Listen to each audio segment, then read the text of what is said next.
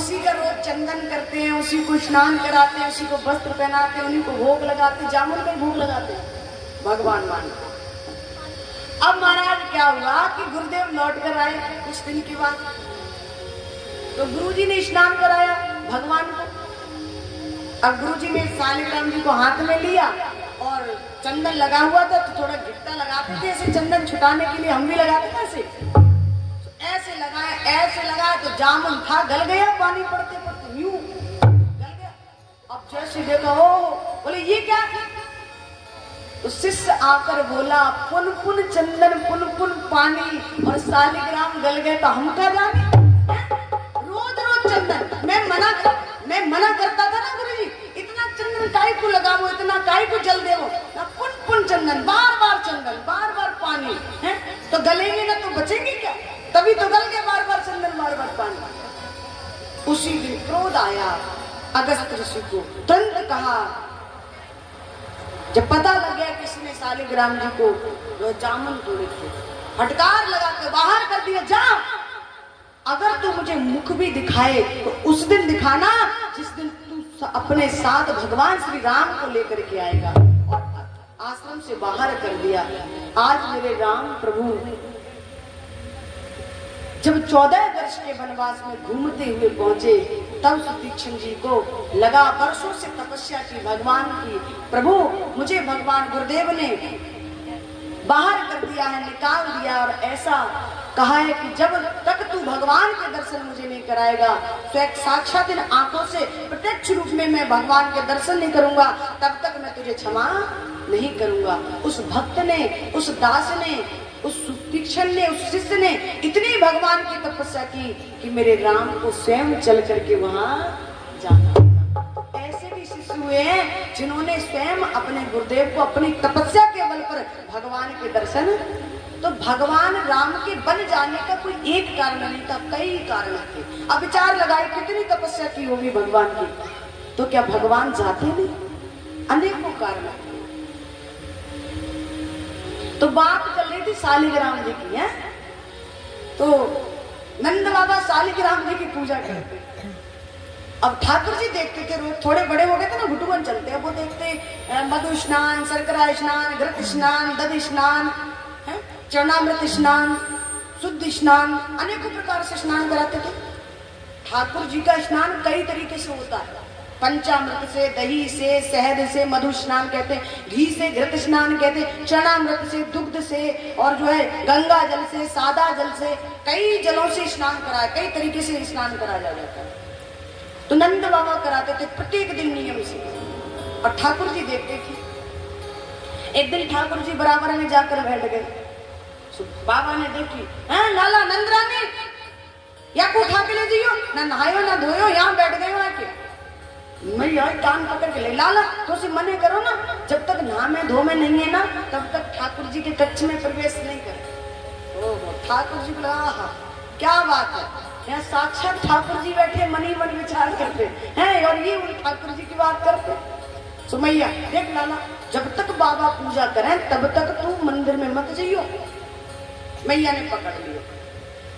अब दूसरा दिन हुआ, फिर नंद बाबा वही नियम करते थे, और जो है स्नान ध्यान कराने के बाद सिंहासन पर बिठाया और फूल इत्यादि भोग विष्ठान प्रसाद लगा के और फिर माला करने बैठ गए। अच्छा, पहले ऐसा भी वर्णन आता है कि कुछ संत जन ऐसे हैं जो भजन माला करते तो यहाँ सामने आंखों पर पर्दा डाल लेते, कपड़ा, और ऐसा मानना है कि कपड़ा डालकर यदि माला करते हैं तो मन भजन में अधिक लगता है। तो उन्होंने नेत्र बंद कर लिए, यहाँ कपड़ा डाल लिया और माला करने बैठ गए। अब कन्हैया आए धीरे धीरे, आकर श्रीमान जी बराबर में बैठ गए, और उधर तो माला चल रही थी। और आकर के विचार किया, बाबा घृत स्नान कराते हैं, मधु स्नान कराते हैं, शर्करा स्नान कराते हैं, इसका मतलब तो बड़े मीठे होंगे थे। अब पतो कैसे लगे मीठे हैं या फीके? अच्छा, स्वाद कौन बताता है? कौन बताता है? जिब्या। और जिब्या पर भी जो छोटे छोटे अंकुर होते हैं ना, नन्हे नन्हे, आपने देखा होगा जब हम जीभ निकालते हैं, तो देखना जिन्होंने नहीं देखा कल, तो जीभ पर जो छोटे छोटे अंकुर होते हैं, नन्हे नन्हे, वो हमारा जीव का स्वाद, मतलब जो है भोजन का, खाने का स्वाद बताते कि स्वाद कैसा। तो अब तो कैसे लगे, मीठे हैं, खट्टे हैं, फीके हैं, कैसे हैं? सो धीरे से, उनके तो नेत्र बंद थे, धीरे से उठाया और उठा के गटक से मुंह में रख लिया और यूं बैठे। नंद बाबा की माला पूरी हुई, जैसे महाराज देखो तो शालिग्राम जी गए भगवान ने। अब अचानक भगवान गायब हो जावे तो अब तो महाराज इधर उधर देखो तो बराबर में श्रीमान जी बैठे और यूं काल हो रहे थे हनुमान जी की तरह। लाला ये बता, तो को कौन ने बुलाया, क्यों आयो तू, हैं? कौन ने बुलाया? अब मुंह में तो भगवान जी तो बोला कैसे कि मुझको कौन ने बुलाया? लाला जी बता, तेने भगवान लिए? तेने भगवान लिए? ये बता, भगवान तेने लिए कि नहीं? अब ठाकुर जी नंद बाबा बोले ऐसे तो बोले वो नहीं, तू सहज बोले व्यवहार नहीं, एक गुंज बनाए यूं मुक्का और एक जैसे गाल पे दियो ना कस के, सुट शालिग्राम जी निकल के बाहर, अरे राम राम राम राम, यशोदा नंद रानी देखो तो सही, तेरे लाला कितनो बड़ो उद्यमी है गए हुए, यानी तो मेरे भगवान को मुंह में रख लियो, राम राम राम राम राम राम राम राम। मैया दारी की तो से मने करी ना, जब तक बाबा तेरे पूजा करे तब तक वहां में मत जाइयो, मानो नहीं तू, आज बताऊंगी तो कान पकड़ के लगी। ये बता, तू गौ तो सही तो आराम से बैठ जा, तो भगवान को मुंह में लेवे की का पड़ रही है? ऐसे काम करे बालक जो तूने क्यों आज भगवान को कोई मुंह में रखे? और जे बताइए लाला, तेने भगवान को मुंह में काहे को लियो, कोई मुंह में लेवे का समझ में आई तेरे? कन्हैया बोले मैया अगर मारे न तो बताऊं, अगर तू मेरी पिटाई ना करे तब तो बताऊं, और पीटेगी तो नहीं बताऊंगा। मैया बोली चल ना पीटूंगी, ये बता तूने क्यों लिए? बोले मैंने याद रहते मुंह में लिए कि बाबा मधु स्नान, शर्करा स्नान, घृत स्नान करावे हैं रोज, मैंने जानी या को मतलब तो बड़े मीठे होंगे, तो मुंह में रख के देखो मीठे हैं या फीके। मैया ने कान पकड़ो दारी के, आज के बाद अगर ऐसे कोई काम किया ना तो इतनी पिटाई करूंगी तेरी, याद करें। आज तो छोड़ दी। स्वामी सुखदेव जी महाराज कहते राजा परीक्षित, भगवान ऐसे लीलाएं,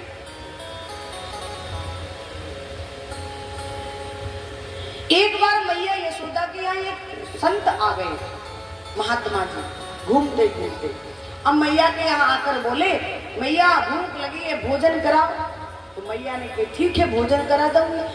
महात्मा को याद आई कि या के घर तो सूतक लग रही होंगी, क्योंकि मैया यशोदा के घर 9 लाख गाय थी, हैं 9 लाख तो 10-5 तो रोज बछिया देती होंगी। तो बोला बाबा बोले कि देख मैया, मैं तेरे घर का भोजन ऐसे नहीं करूंगा, क्योंकि तेरे घर में सूतक लग रही है और सूतकों में भोजन साधु संत जन ब्राह्मण जन नहीं करते। तो मैया बोली देख बाबा, जब तू आयो ही है तो मैं तो को भूखे नहीं जाने दूंगी, एक काम कर सूखी सामग्री ले ले और आराम से अपने आप बना लियो, अपने आप भोग लगा लियो, अपने आप पा लियो। बाबा ने कहा ठीक, लेकिन मैया याद रखना, मैं जब तक भोजन बनाऊं तब तक मेरे आसपास कोई बालक भी न झांके, अगर ऐसा हुआ तो फिर मैं तुझे साथ दे दूंगा।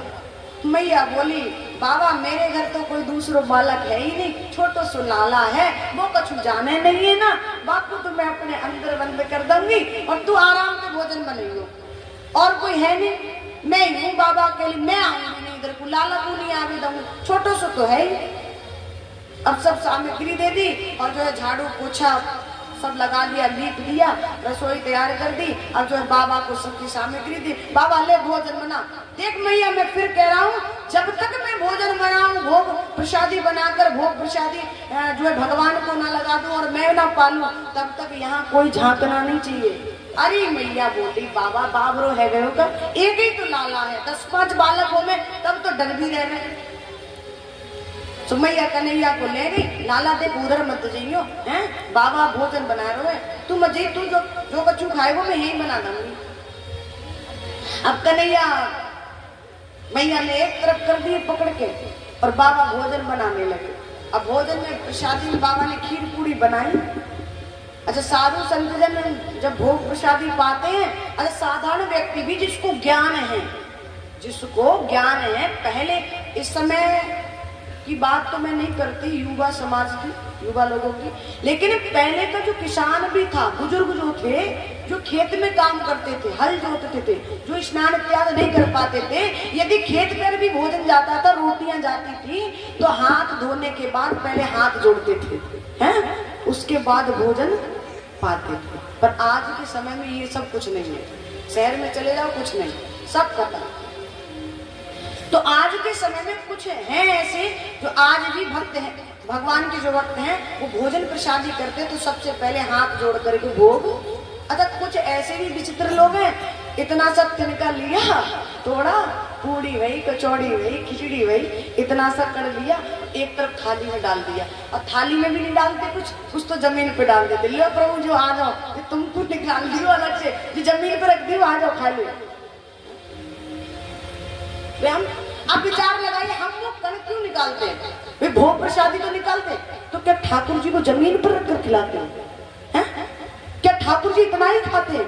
बताओ। उसके बाद में अपना ने तो खा लिया, वो भोजन है ना, कण निकाला पड़ा है। ये सब ऐसे भोग नहीं लगता, भोग ऐसे नहीं लगता। भोग की जो थाली है, प्रसादी है, भोजन है, जो आप बनाते हो, रोटी सब्जी जो भी है, पूर्ण जितनी भी थाली है, जो भी व्यंजन है, पूरी थाली को हाथ जोड़कर कहो प्रभु आकर के भोग स्वीकार करो। मंत्र याद है तो मंत्र बोल करके लगाओ, यदि नहीं भी याद है तो हाथ जोड़ करके भगवान जो भी रूखा सूखा है, आप आकर के पहले भोग प्रसादी स्वीकार करें, उसके बाद में जो भी प्रसादी बचेगी मैं प्रसाद मान करके पाऊंगा। ऐसे भोग लगाया, ये नहीं कि एक इतना कण लिया एक तरफ डाल दिया है, पर वो धुल करके नाली में चला गया, ऐसे भोग नहीं लगता। ये बात मैं आपको, मैंने कई बार ऐसा देखा है लोगों को। तो साधु संत जो होते हैं, भक्त जन जो होते हैं, वो भोग लगाते हैं पहले। अब प्रसादी बनाई, बनाने के बाद थाली लगाई और भगवान जी को याद करने लगे, ठाकुर जी को हाथ जोड़कर आंख बंद कर ली। अब ठाकुर जी को याद करें, और ठाकुर जी महाराज कैसे ना जावे, यहाँ साक्षात विराजमान।